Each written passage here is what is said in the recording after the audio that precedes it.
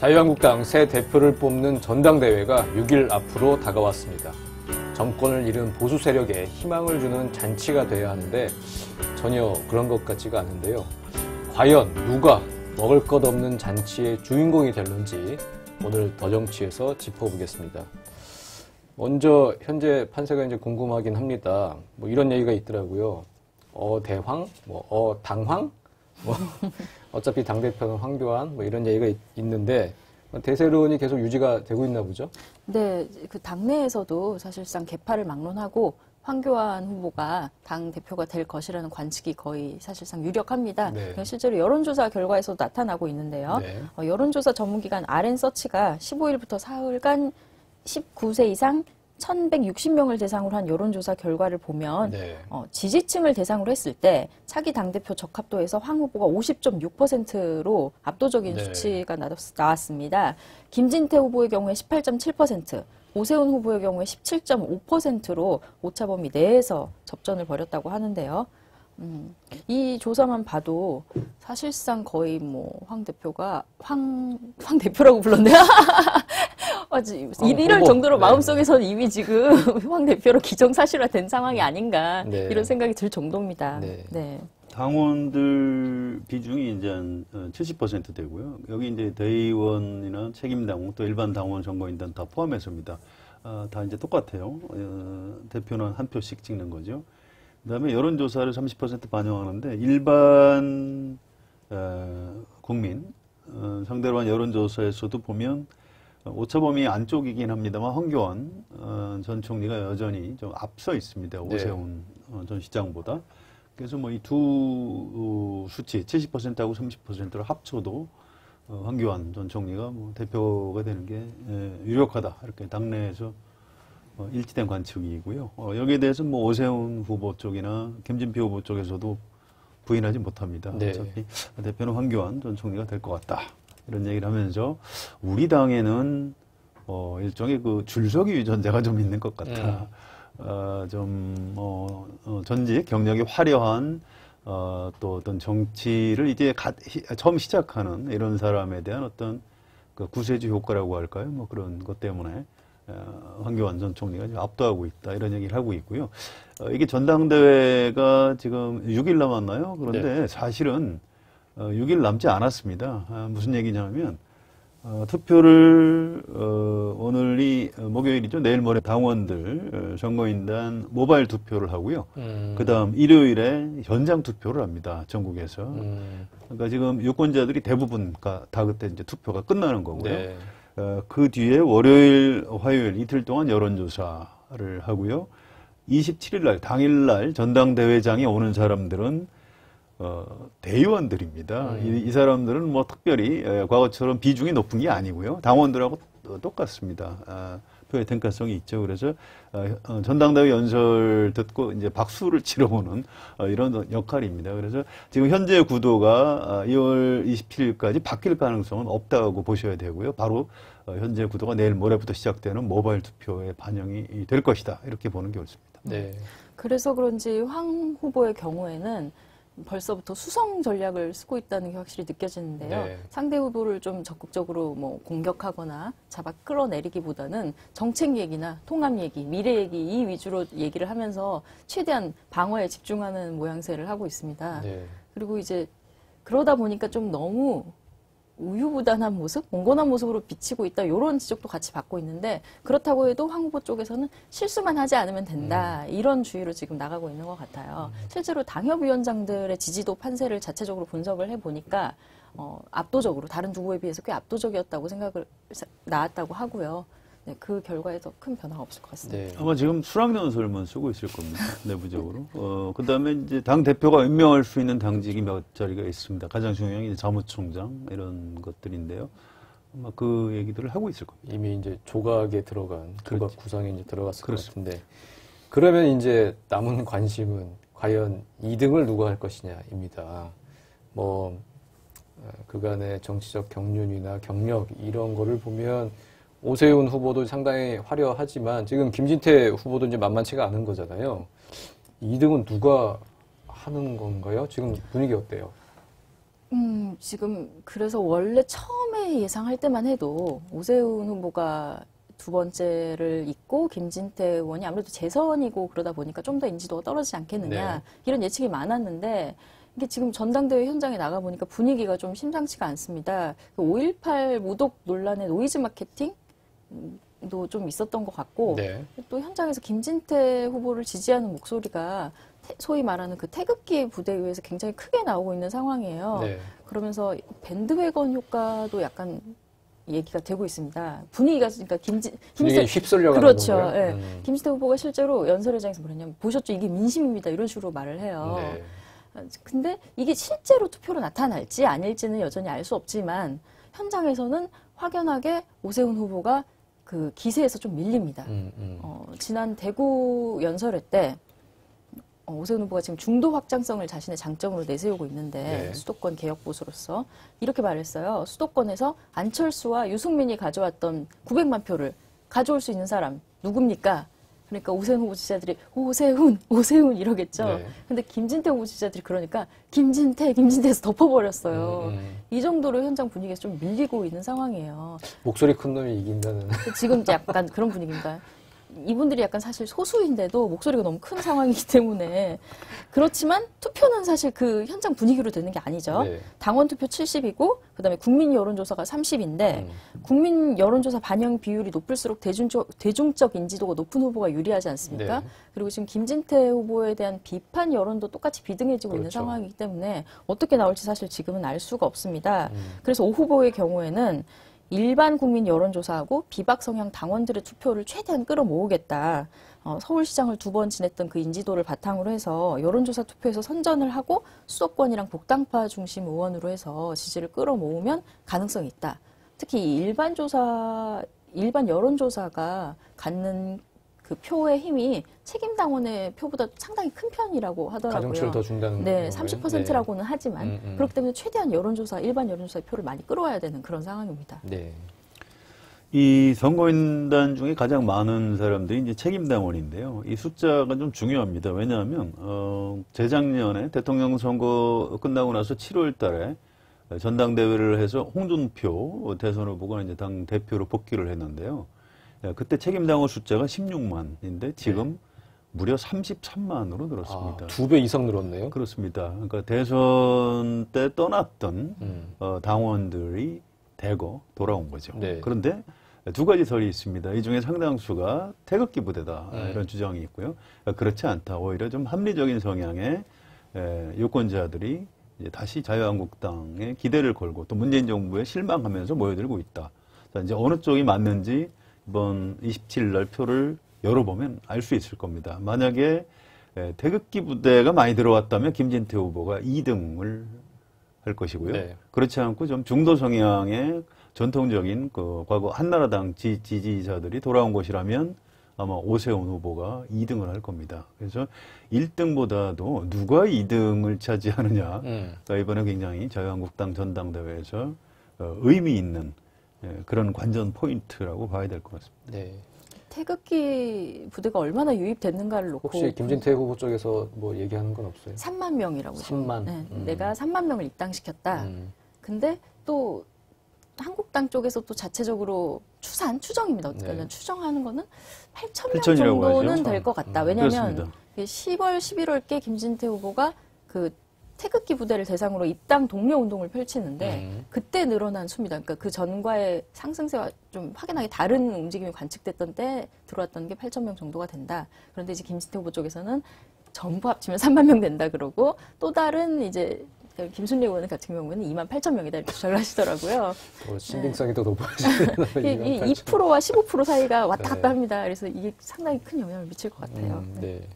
어쨌든 지금 2등 싸움이 치열하고 정말 누가 2등을 할지 이게 어찌 보면 가장 큰 관심 포인트인데 토론회에서도 그런 부분이 좀 부각이 될 것 같아요. 토론회 지금 여러 차례 했는데 좀 해보면 어떤가요? 구도가 이렇게 좀 물고 물리는 그런 게 좀 구도가 잡혀 있나요? 네, 지금 보니까 확실히 아무래도 황교안 후보의 경우에는 아무래도 정치 신인이다 보니까 그리고 또 방어 수성 전략을 쓰고 있다 보니까 네. 그렇게 큰 두각을 나타내기는 어려운 물론 내용이 것 없더라고요. 같아요. 네. 네. 기자들이 굉장히 좀 기사를 쓰기 어렵다. 왜냐하면 굉장히 교과서적이고 굉장히 추상적인 말만 하기 때문에 콘텐츠 없이 이런 뭐 당의 통합, 미래 그런 말은 다 좋은 말이지만 사실 딱히 야마가 서진 않는 얘기거든요. 네. 그런데 그거에 반면 오세훈 후보는 굉장히 적극적으로 황교안 후보를 공략하는 모습을 1차 때부터 보여줬습니다. 확장성 문제도 적극적으로 거론을 했고요. 그다음에 개인적 신상으로 하면 아들 병역 문제도 첫 판부터 밀고 나섰고요. 병역 특혜를 받다는 거죠. 네. 네. 근데 황교안 후보의 경우에는 이런 공격에도 비교적 점잖게 대응을 하는 모습을 보였고 수도권 확장성 문제에 대해서도 누가 만든 말인지 모르겠다 뭐 요 정도로 대응을 했어요. 네. 그런데 이 오세훈 후보를 공격한 건 바로 김진태 후보였습니다. 김진태 후보가 굉장히 집중적으로 배신자 논란, 뭐 보수를 망하게 하는 원인 뭐 이런 식으로 비난을 하면서 집중적으로 견제를 했는데요. 네. 그래서 정작 당한 황교안 총리는 가만히 있는데 오세훈 전 시장을 김진태 의원이 공격하는 이렇게 물고 물리는 이런 관계가 형성이 됐습니다. 네. 그러면서 1차 토론에서 굉장히 좀 재미있었던 게 오세훈 후보는 사실 김진태 의원에 대한 그 공격은 그렇게 더 황교안 후보에 비해 많이 준비했던 것 같지가 않았어요. 제 느낌은. 근데 김진태 의원은 오세훈 후보의 부인이 연출했던 연극 중 하나가 막심 고리키의 연극 희곡이었다고 해요. 근데 이게 약간 좀 가난한 사람들의 비참한 삶을 다룬 그런 얘기인데 그걸 다뤘는데 러시아의 사회주의 작가의 작품을 연출했다고 비판을 하니까 오세훈 후보가 너무 황당한 표정을 지으면서 그렇죠. 그런 공격이 훅 들어오면 네, 도대체 뭐 어디서 막 너무 말을 잃게 되잖아요. 네, 너무 네. 당황스러워서 그런 식의 공격을 난타전 한마디로 퍼부었습니다. 오당황이네요. 김진태 후보가 이제 가장 선명해 보이죠. 원래 강경파가 얘기하는 게 가장 선명해 보입니다. 그래서 일단 내용은 좀 접어두고 태도로 볼 때 김진태 후보가 가장 뭔가 자신 있게 얘기하는 것 같다 이런 인상을 준다고 합니다. 예, 가장 잘하는 것 같아요, 진짜. 그렇죠. 예. 그래서 이제 그게 이제 좀 득표 요인이 되는 것 같고요. 그다음에 이제 오세훈 후보는 메시지가 아직도 너무 약하다고 합니다. 이게 이제 본인이 이제 오세훈 후보가 현직 국회의원 할 때도 좀 점잖고 좀 젠틀하고 좀 매너가 좋고 이런 스타일의 정치인인데 지금 뭔가 좀 바뀔 때가 됐는데 안 바뀌었고요. 특히 이런 전당대회를 치르려면 대중연설을 잘해야 합니다. 네. 사실은 대중연설 전혀 할 줄 모르는 문재인 대통령도 민주당 전당대회 할 때 그 대중연설로 전당대회장을 휘어잡으면서 어떤 대선 주자급, 대통령급 정치인으로 이제 한 단계 업그레이드 되는 장면을 보여줬는데요. 이상하게 오세훈 후보는 그런 걸 못 보여주고 있어요, 아직도. 그래서 왜 이렇게 매가리가 없냐, 이런 비판들을 좀 많이 한다고 하고요. 그 캠프 안에서도 이제 그런 게 고민이라고 이런 얘기들을 제가 좀 전해드렸습니다. 네. 어쨌든 황교안 후보가 이 대세론을 형성하는 게 맞다 이렇게 볼 수 있는 게 김진태, 오세훈 양쪽으로부터 공격을 받는 이제 이런 모양새가 이제 토론회 할 때마다 계속 연출이 되고 있지요. 그래서 황교안 대세론은 현실이다 이렇게 볼 수 있을 것 같습니다. 네, 2차와 3차 토론에서 좀 그런 일이 발생을 했는데 2차 토론회 때 나왔던 질문이 탄핵 얘기였습니다. 탄핵에 찬성을 하느냐 반대하느냐. 김진태 후보가 물어봤죠. 네, OX였는데 OX다 보니까 황교안 후보가 찬성에, 그러니까 탄핵 찬성이면 X. 그러니까 탄핵은 부당했다는 의견을 표명을 했습니다. 그러니까 바로 역풍이 불었죠. 도로 박근혜 침략당으로 대통령이 회귀하는 돈 한 푼 받은 적 없다. 그리고 탄핵의 타당성에 동의할 수 없다. 이렇게 얘기했죠. 네네.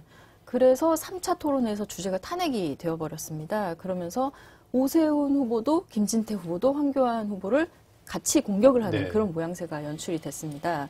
김진태 후보는 지금 말을 바꾸는 거냐 실망스럽다. 오세훈 후보는 도대체 정확한 입장이 뭐냐. 이렇게 해서 굉장히 황교안 후보가 좀 곤란해하는 모습이 연출이 되기도 했는데 황교안 후보는 뭐라고 말을 바꾼 거죠? 그 뒤에? 이렇게 내가 이제 탄핵을 결정한 헌법재판소 결정은 존중한다. 이제 법률가로서 이제 그럴 수밖에 없죠.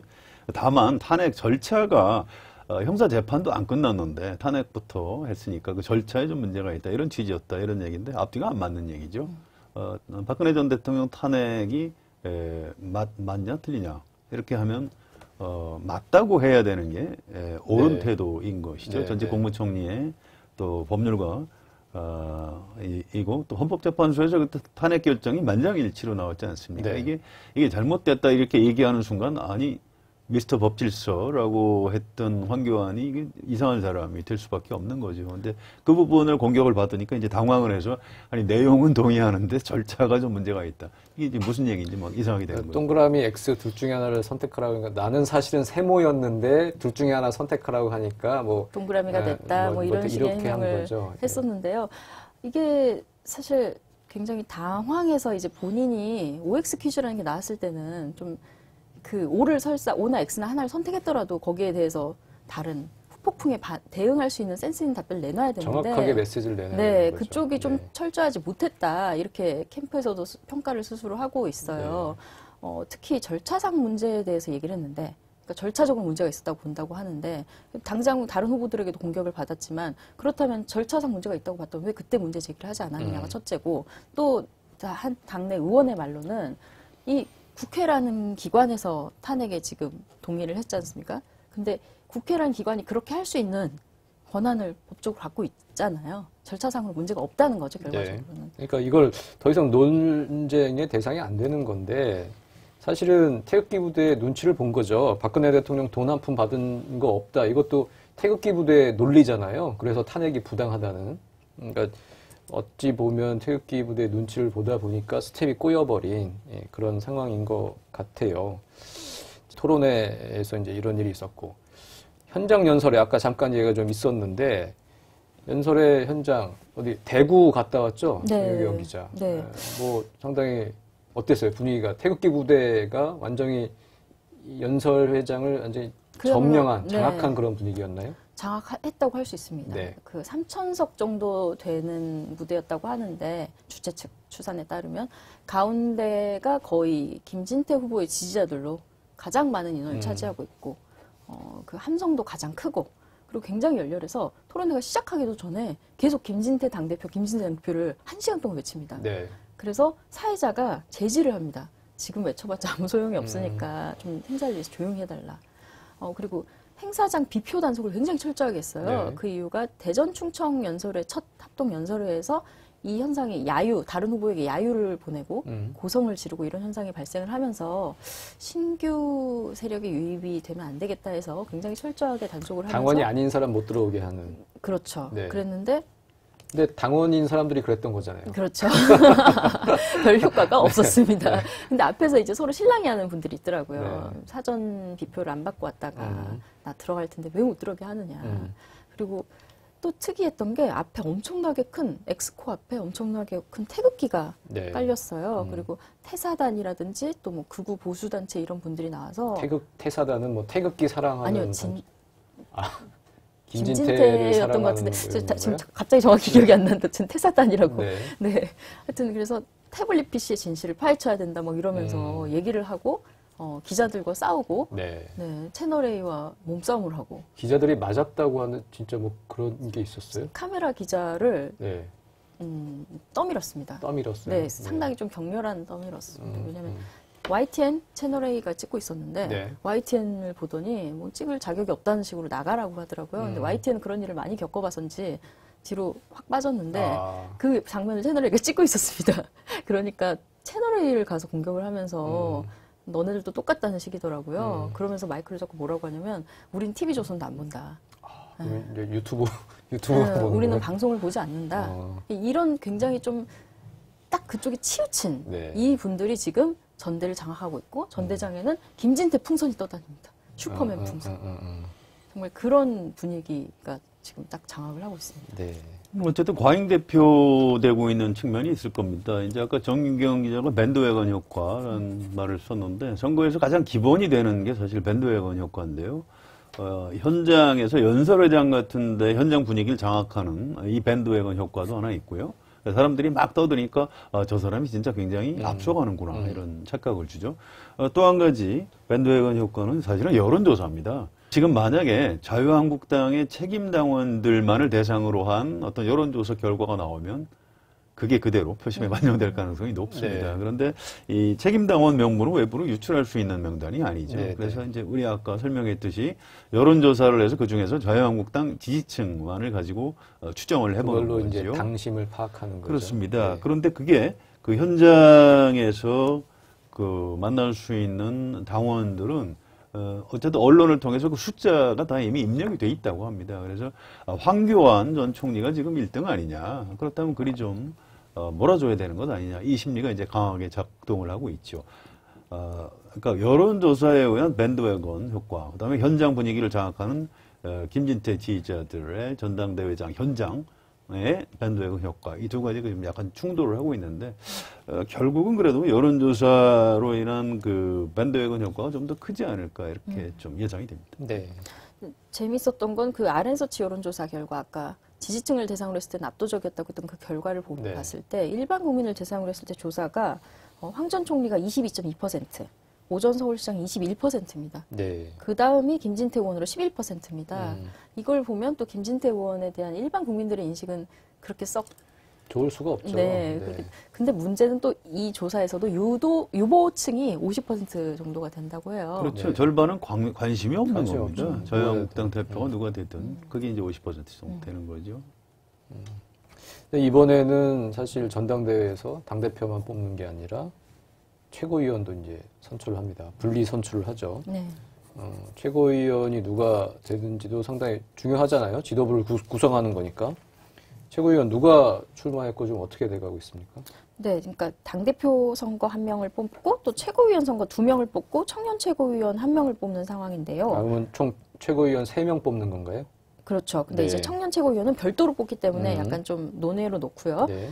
최고위원 2명, 1인 2표제입니다. 네. 근데 지금 나와 있는 후보가 김광림, 김순례, 김정희, 윤영석, 윤재옥, 정미경, 조경태, 조대원 후보 이렇게 8명이 나와 있습니다. 네. 지금 가장 좀 당선 가능성을 높게 보는 후보는 아무래도 TK 출신인 김광림, 윤재옥 후보를 많이 얘기를 하고 있고요. 김광림, 윤재옥. 네, 네. 책임당원 수가 TK 쪽이 상당히 많기 때문에 그쪽 네. 표심을 많이 땡겨오지 않겠느냐. 네. 또 당대표 후보에 지금 TK 인사가 없는 상황이어서 지역적 균형을 맞추기 위해서라도 그렇게 될 것이다 하는 얘기가 많이 나와 있습니다. 그리고 이제 여성의 경우에는 여성 후보는 꼭 하나 들어가야 되는 건가요? 네, 이번에 여성 최고위원을 따로 뽑지 않는 대신에 네. 최고위원의 최다 득표자 4명 중에 여성이 없다면 여성 중 최다 득표자 1명을 최고위원으로 넣는 식으로 방법이 바뀌었습니다. 네. 그래서 지금 정미경, 김정희 그리고 원내에서는 김순례 의원 이렇게 3명 중에 1명이 세 명 중에 한 명은 꼭 최고위원이 들어갈 되는 가능성이 거네요. 굉장히 높죠. 네. 네. 지금 아무래도 인지도는 지금 김순례 의원이 좀 높은 것 같은데 이건 사실 감은 잘 오지 않습니다만은. 그러니까 지금 그 이른바 김진태, 그 김순례, 그리고 김준교라고 이 청년 또 후보가 있고 이 3명이 어떤 태극기 부대가 지명한 러닝메이트로 지금 그룹핑이 됐다. 네, 그런 예, 얘기가 예. 있습니다. 그러면 어떻게 좀 가능성이 높은 건가요? 어떻게 아니요, 보세요? 이게 러닝메이트제가 따로 있는 건 없는 건 아닌데요. 아닌데. 네, 예. 있는 건 아닌데 태극기 부대들이 그렇게 그룹으로 지지를 하고 있는 상황이에요. 네. 실제로 김준교 후보의 경우에는 김진태 후보 출마 선언 때 옆에 있었습니다. 같이 이렇게 그룹으로 묶여 다니고 김진태 후보 지지자들이 김준교 후보가 나오면 굉장히 열렬한 반응을 보이고 있고요. 김순례 후보의 경우에도 마찬가지인 상황입니다. 그래서 이 세 분이 이렇게 묶여 있다고 하더라고요. 근데 김준교 후보를 조금 들여다볼 필요가 있죠. 이분이 82년생이고요. 서울과학고등학교 나오고 카이스트에서 산업공학과를 나온 사람이고 2007년에 지금이 2019년이니까 이미 12년 전에 이회창 대통령 후보 사이버 보좌역을 했다. 네. 이런 경력이 있습니다. 이분이 연설회장에서 문재인 대통령을 향해서 저딴 게 무슨 대통령이냐 이렇게 막말 논란을 일으켰고요. 발칵 뒤집혔죠. 이것 네. 때문에 민주당 지지자들이 펄펄 뛰고 있고 또 이제 본인이 좀 말을 너무 함부로 해서 죄송하다고 또 사과하기도 하고 뭐 이렇게 오락가락하는 굉장히 이거 독특한 지금 이런 대표 공약이 문재인 탄핵이잖아요. 네, 공보물에도 문재인 탄핵 이렇게 썼다가 지금 아마 그게 출력을 못하고 다닐 거예요. 네. 아무튼 이걸 지금 제가 자세히 소개하고 싶지 않은 생각이 있는데 아무튼 이런 후보들이 득표율을 얼마나 올리는지 이런 것도 이제 이번 전당대회 좀 중요한 포인트인 것 같습니다. 네. 사실 청년 최고의 경우에는 국민들의 큰 관심을 받기 어렵기 김준규 때문에 후보는 지금 청년 최고 그렇죠. 후보고, 네. 신보라 의원이 지금 청년 최고 의원 그 후보로 나와 있고 네. 김준교, 이근열, 박진호 후보 이렇게 4명인데 총 김준교 후보가 이런 막말을 퍼부으면서 좀 여론의 스포트라이트를 받고 있는 상황인데 그걸 의도한 게 아니냐. 좀 심하게 얘기하면 이제 거의 뭐 일배 수준 아니냐 뭐 이런 평가도 있는데 이런 사람이 자유한국당 청년 최고위원이 되면 자유한국당 미래는 저는 없다고 봅니다. 네. 그러니까 김진태 후보가 2등을 하고 김순례 후보가 여성 최고위원이 되고 김준교 후보가 청년 최고위원이 되면 이제 최악이죠. 예, 지도부에 들어와서 어쨌든 최고위원들은 지도부에 들어와서 매일매일 최고위 회의에서 발언을 하게 되는 거잖아요. 지금 상상되나요? 지금 유효의 최고위원 생각이 났습니다. 아, 유효의? 네, 제가 한국당 와서 최고위 회의에 들어갔을 때 유효의 최고위원이 있었는데 그때 뭐라고 했냐면 포항 지진은 뭐 천벌? 그런 식의 말도 안 되는 망언을 해가지고 아니 무슨 최고위원에 저런 사람이 있지 고 눈을 씻고 쳐다봤었어요. 네. 근데 봤더니 최고위원 후보에서 2위였나 했더라고요. 그때 여성 1위, 그렇죠. 네. 여성 1위였던 것 같습니다. 어제 표가 그때 상당히 꽤 많이 나왔죠. 나왔던 걸로. 네. 그래서 이게 왜 이렇게 됐나 했더니 그때 한참 한국당에 실망한 사람들이 많이 떠나고 그렇죠. 16만 시절에. 네, 당원 그때 16만 시절. 남아있던 사람들의 지지를 받았다고 하는데 이 떠나간 중도가 당에 일종의 균형을 잡아주는 역할을 했었어야 하는데 네. 못하면서 당이 굉장히 이렇게 나락으로 빠질 수 있구나 이런 네. 생각을 했거든요. 김준교 후보가 또다시 그런 반복이 되지 않았으면 하는 바람이 있는데요. 지금 최고위원 경선에서 좀 한 사람 주목해야 될 사람이 이제 조대원 네. 후보라고 있습니다. 이번 이제 육사 나왔고요. 아, 네, 자유한국당의 경기도당 고양시정 고양의 정 당협위원장이고 과거 이제 새누리당 부대변인 했던 사람인데요. 이분은 그 충청 호남 합동연설을 할 때 태극기 부대가 하도 떠드니까 이 김진태 후보 데리고 대한애국당으로 가라 이렇게 얘기했던 사람이죠. 그래서 이것 때문에 이제 정관위에서 경고도 받고 했는데 또 본인은 우리 정유경 기자가 취재한 바에 따르면 오히려 격려 전화나 문자도 많이 받았다 이렇게 오히려 자신감을 좀 보이고 있습니다. 이 후보의 존재가 굉장히 좀 빛나는 건 사실이에요. 그렇지 않았다면 극우, 퇴행 이쪽으로만 뒤덮였을 뻔했던 전대 기사에서 그나마 한국당에 그렇죠. 이런 이렇게, 목소리도 있다. 네, 이렇게 생각하는 사람들이 있다. 그리고 실제로 의원들도 많이 걱정을 하고 있거든요. 근데 그런 얘기를 대놓고 하기가 조금 어려울 뿐인데 그런 걸 해주는 분이 있기 때문에 좀 좋은 결과가 나오면 좋겠다. 그런 생각을 하고 있습니다. 자유한국당 당원들이 좀 고마워해야 될 것 같아요. 아, 이런 사람도 자유한국당 안에 있구나 이렇게 다양성을 보여주는 굉장히 소중한 자산이죠. 네. 하여튼 참 이제 내일 모레 모별 투표가 시작이 되는데 어떤 결과가 나올지 참 궁금합니다. 네, 국회에서 113석을 차지하고 있는 자유한국당은 절대적인 힘을 가진 제1야당입니다. 집권을 위한 미래 비전을 제시해도 모자랄 판에 국민의 압도적인 요구로 완성시킨 박근혜 대통령 탄핵이 옳았니, 틀렸니 지금 이런 논쟁이 벌이고 있는데요. 대한민국 보수 세력의 혁신은 불가능한 일인지 자유한국당 아직 갈 길이 먼 것 같습니다. 조정식 오늘은 여기까지입니다. 감사합니다.